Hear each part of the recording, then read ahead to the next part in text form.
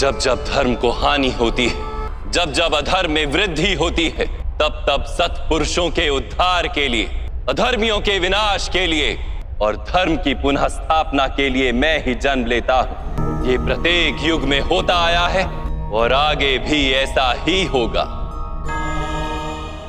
इस धरती को बचाने के लिए भगवान विष्णु कई बार अवतार ले चुके हैं। भगवान विष्णु ने कौन कौन से अवतार लिए हैं ये तो सभी जानते हैं, लेकिन बहुत कम ही लोग ये जानते होंगे कि भगवान विष्णु के सभी अवतारों की मृत्यु कैसे हुई या किसने की। मत्स्य अवतार। भगवान विष्णु ने इस धरती पे होने वाले डेवास्टेशन से बचाने के लिए अपना पहला अवतार एक मछली के रूप में लिया था। शॉर्ट में इनकी कथा कुछ इस प्रकार है। राजा सत्यव्रत को एक दिन तालाब में एक छोटी सी मछली मिली। उन्होंने उस मछली को अपने कमंडल में रखा। कुछ ही क्षण में उस मछली का आकार बढ़कर एक तालाब जितना हो गया। राजा के रिक्वेस्ट पर भगवान विष्णु मत्स्य रूप में प्रकट हुए। इसके बाद उन्होंने राजा सत्यव्रत और सप्तर्षियों को आने वाले जल प्रलय से बचाया था। कथा उपनिषद में ये उल्लेख मिलता है कि कार्य पूरा हो जाने के बाद मत्स्य अवतार फिर से वैकुंठ लौट गए और विष्णु रूप में फिर से इस विश्व का संचालन किया। कूर्म अवतार। भगवान विष्णु का दूसरा अवतार एक कछुए का था। समुद्र मंथन के दौरान मंदराचल पर्वत के नीचे कोई बेस न होने के कारण पर्वत डूबने लगता है। तब भगवान विष्णु एक कछुए का रूप लेकर मंदराचल का आधार बने थे। फिर जाकर कहीं यह मंथन सफल हो पाया था। भगवान विष्णु ने कई अवतार केवल एक निश्चित कार्य को सफल बनाने के मोटिव से ही लिया था। समुद्र मंथन संपन्न हो जाने के बाद भगवान विष्णु फिर से अपने असली रूप में आ जाते हैं। वराह अवतार। भगवान विष्णु ने तीसरा अवतार एक वराह के रूप में लिया था। इस अवतार की कथा शॉर्ट में कुछ ही थी। हिरण्याक्ष राक्षस ने पृथ्वी को समुद्र में छिपा दिया, जिसको वापस पाने के लिए ब्रह्मा जी के नाक से भगवान विष्णु वराह के रूप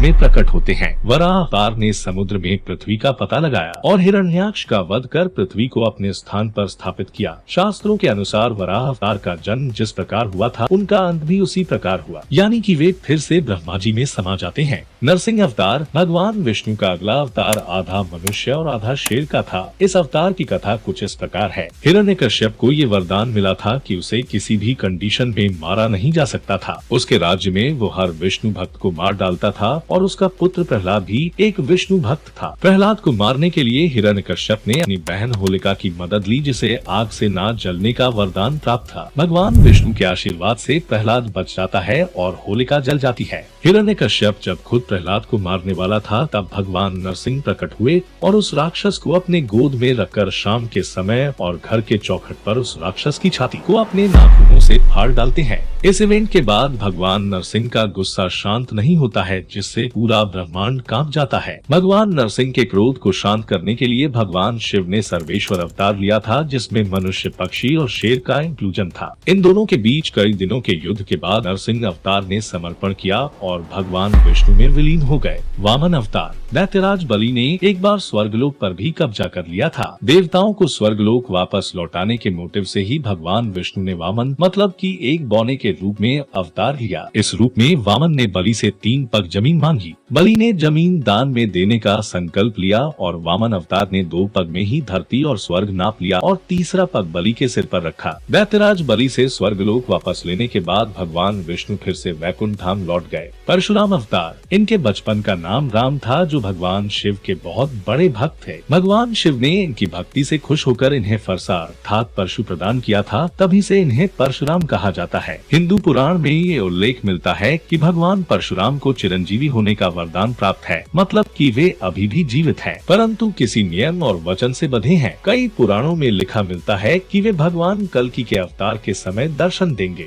राम अवतार। भगवान विष्णु ने राजा दशरथ के यहाँ माता कौशल्या के गर्भ से पुत्र रूप में जन्म लिया। भगवान राम ने कई राक्षसों का वध किया था और पिता की आज्ञा का पालन करते हुए सीता और लक्ष्मण सहित 14 वर्ष के लिए वनवास पर गए, जहाँ उन्होंने रावण का वध किया था। ब्रह्मवैवर्त पुराण में वर्णित कथा के अनुसार एक दिन भगवान राम के दरबार में एक संत आए और श्री राम से अकेले बात करने की रिक्वेस्ट की। संत के आग्रह को मानते हुए श्री राम उन्हें अपने कक्ष में ले जाते हैं और लक्ष्मण को द्वार पर खड़ा कर आदेश दिया कि यदि कोई उनकी कन्वर्सेशन के बीच आता है तो श्री राम स्वयं ही उन्हें मृत्यु दंड देंगे। कुछ समय बाद ऋषि दुर्वासा श्री राम से मिलने आते हैं। ऋषि दुर्वासा लॉर्ड शिवा के अवतार माने जाते हैं, who is known for his short temper. जब उन्होंने श्री राम से मिलने की इच्छा जताई तो लक्ष्मण ने उन्हें मना कर दिया, जिस पर ऋषि देवकी ने श्री राम को श्राप दे देने की वार्निंग दे दी। मजबूर होकर लक्ष्मण उनकी चर्चा में विघ्न डाल देते हैं, जिससे श्री राम धर्म संकट में फंस जाते हैं। श्री राम फैसले से मजबूर थे और अंत में उन्होंने लक्ष्मण को मृत्युदंड के स्थान पर देश निकाला दे दिया। त्रेतायुग में देश निकाला मिलना मृत्यु दंड के समान ही माना जाता था। लक्ष्मण जो अपने भाई के बिना एक क्षण भी नहीं रहे थे, उन्होंने इस दुनिया को छोड़ देने का निर्णय लिया। लक्ष्मण के इस त्याग से श्री राम ने भी इस धरती को छोड़ देने का डिसीजन लिया और सरयू नदी में जल समाधि ले ली।